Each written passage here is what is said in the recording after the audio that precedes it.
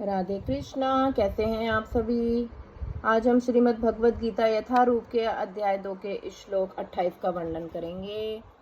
अव्यक्तादीनि भूतानि व्यक्तम ध्यानि भारता अव्यक्त निधीनानेन्वे तत्र का परिदेवना।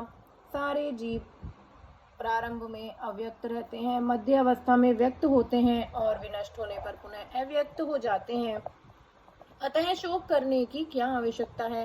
अर्थात यह स्वीकार करते हुए कि दो प्रकार के दार्शनिक हैं, एक तो वो जो आत्मा के अस्तित्व को मानते हैं और दूसरे वे जो आत्मा के अस्तित्व को नहीं मानते।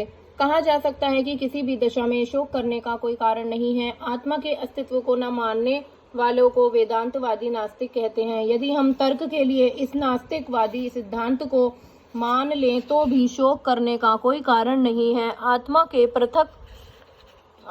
पृथक अस्तित्व से भिन्न सारे भौतिक तत्व सृष्टि के पूर्व अदृश्य रहते हैं। इस अदृश्य रहने की सूक्ष्म अवस्था से ही दृश्य अवस्था आती है। जिस प्रकार आकाश से वायु उत्पन्न होती है, वायु से अग्नि, अग्नि से जल और जल से पृथ्वी उत्पन्न होती है, पृथ्वी से अनेक प्रकार के पदार्थ प्रकट होते हैं।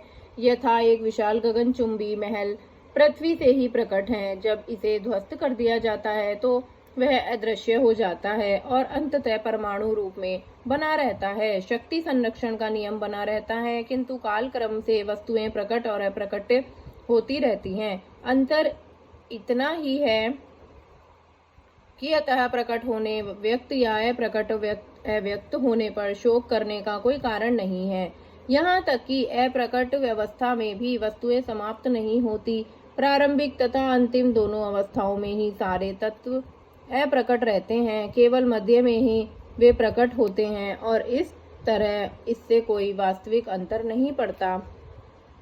यदि हम श्रीमद् भगवद गीता के इस वैदिक निष्कर्ष को मानते हैं कि ये भौतिक शरीर कालक्रम में नाशवान है, अतन में देहा किंतु आत्मा शाश्वत है, न्यस्तोक्ता शरीरणः, तो हम यह सदा स्मरण रखना होगा कि यह शरीर वस्त्र परिधान के समान है। अतः वस्त्र परिवर्तन होने पर शोक क्यों।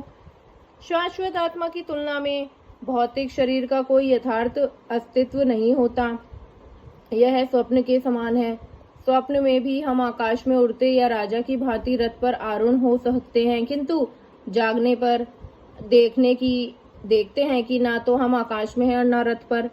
वैदिक ज्ञान आत्म साक्षात्कार को भौतिक शरीर के अनिस्तित्व के आधार पर प्रोत्साहन देता है। अतः चाहे हम आत्मा